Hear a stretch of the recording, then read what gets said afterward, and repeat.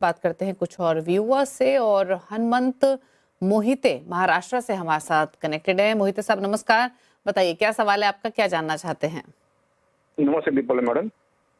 बताइए जी, मेरे पास 7 फंड्स है। अभी मेरे मंथली एसआईपी 10,000 रुपीज है।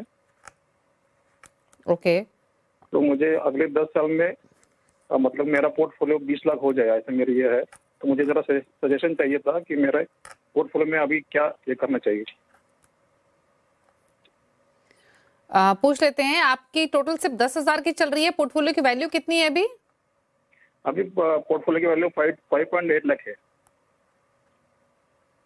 ओके, 5.8 लाख पोर्टफोलियो की वैल्यू, और आपने 10 इयर्स का टारगेट 20 करोड़ का रखा है। जी ओके, 20 करोड़ का टारगेट तो आपका काफी अग्रेसिव है, और टाइम 10 इयर्स उस हिसाब से तो काफी कम है। प्लस आपकी सिप भी सिर्फ 10,000 की है, तो काफी बढ़ाना पड़ेगा आपका एलोकेशन कितना। श्वेता से पूछ लेते हैं, पहले मैं इनका पोर्टफोलियो बता देती हूँ। Shweta, UTI Nifty index 50 index fund 2,000 रुपए महीना, आदित्य बिरला मैन्युफैक्चरिंग इक्विटी 2,000, 1500 डाल रहे हैं ICICI pro Nifty IT index, Canara को बैलेंस एडवांटेज में 1,000 डाल रहे हैं ये पराग पारी flexi cap, axis multi cap और टाटा के निफ्टी इंडिया टूरिज्म इंडेक्स में। 6 लाख के आसपास की पोर्टफोलियो की वैल्यू है, 20 करोड़ का टारगेट जो कि aggressive for 10 years, annual step up भी करेंगे बाय 10%। क्या सलाह? जी हेमंत जी, जरूर आपको अपने लक्ष्य को एक बार रिविजिट करना होगा, क्योंकि 5 लाख की वैल्यू है, प्लस आप जो एसआईपी भी कर रहे हैं वो 10,000 के आसपास की एसआईपी है, जिसे अगर मैं बस इसी वैल्यू को देखूं कि किस लेवल पे ग्रो हो सकती है, तो आप करीबन 50 लाख के आसपास के एक वैल्यू पे पहुंच जाएंगे। तो 50 लाख की वैल्यू पे आप पहुंच सकते हैं, और अगर आप इसे 10% से भी स्टेप अप करेंगे तो आप करीबन इसको 60 लाख के आसपास ले जाएंगे, अगर एक बहुत अग्रेसिव रेट ऑफ रिटर्न भी मैं पकड़ लूं। तो 20 करोड़ के अगर लक्ष्य पे पहुंचना है तो मैं कहूंगी आपके पास you need to revisit the goal clearly. Funds पे मैं आती हूँ, आपका जिस हिसाब से पोर्टफोलियो भी कंस्ट्रक्टेड है, यहाँ पे मैं देख रही थी कुछ आपके पास इंडेक्स फंड्स हैं, और काफी हद तक आपके पास आपके पोर्टफोलियो में सेक्टरल फंड्स हैं जो आपने लिए हुए हैं, जैसे टूरिज्म फंड हो गया, आईटी फंड हुआ, मैन्युफैक्चरिंग फंड हो गया।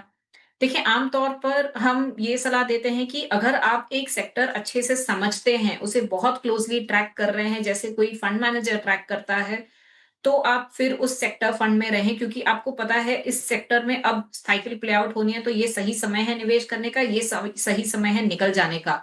लेकिन वो 1 या 2 सेक्टर में हो सकता है। आपके पोर्टफोलियो में तो 3 सेक्टर फंड आपने चुन रखे हैं।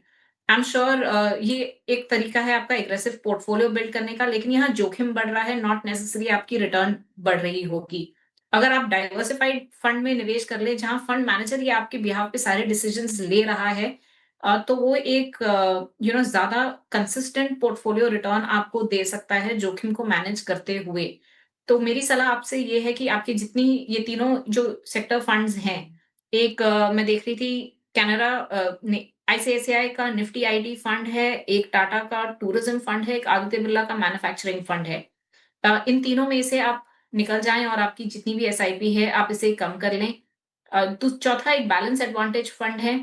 आपका लक्ष्य बहुत बड़ा है, बैलेंस एडवांटेज इक्विटी डेट दोनों करता है। मैं अज्यूम कर रही हूँ आपके पास डेट कहीं ना कहीं होगा, और तो बैलेंस एडवांटेज फंड को अवॉइड करते हुए आप प्योर इक्विटी फंड में रहें, वो आपके लिए ज्यादा बेहतर होगा।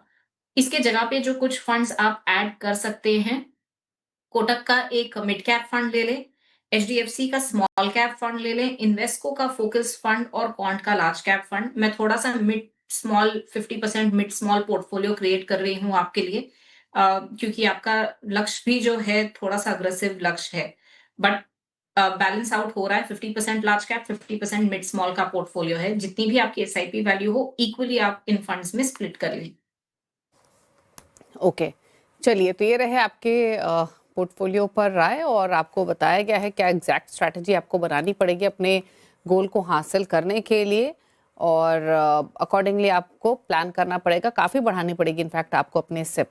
बाकी आपके पोर्टफोलियो पर तो राय दी गई है, जो बदलाव आपको करने हैं, 4-5 फंड्स हैं जिनसे आपको निकलना है, 4 नए फंड्स आपको सुझाए भी गए हैं।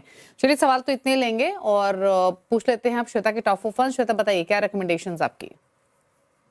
जी, अगर मेरे को एक 4 फंड्स का पोर्टफोलियो बनाना है और मैं कहूँगी हर कैटेगरी में से बेस्ट फंड अगर मैं चुनना चाहूँ, तो मेरी जो 4 फंड की एक पोर्टफोलियो कंस्ट्रक्ट होगी, वो होगी बंधन का large and mid cap fund, ICICI Pru का डिविडेंड यील्ड फंड, कोटक का मिड कैप फंड और एचडीएफसी का स्मॉल कैप फंड। इससे आपको एक बैलेंस पोर्टफोलियो आपका क्रिएट हो सकता है। ओके, चलिए ये रहे श्वेता के टॉप 4 फंड्स आपकी स्क्रीन पर नोट कर लीजिए अगर आप श्वेता की चॉइस के हिसाब से पोर्टफोलियो क्रिएट करना चाहते हैं। थैंक यू श्वेता आने के लिए शो में और सभी क्वेरीज को आंसर करने के लिए। इसी के साथ एक ब्रेक का वक्त हो गया है। ब्रेक के उस पार भी खबरें जारी, सिंधी सी आवाज पर। नमस्कार।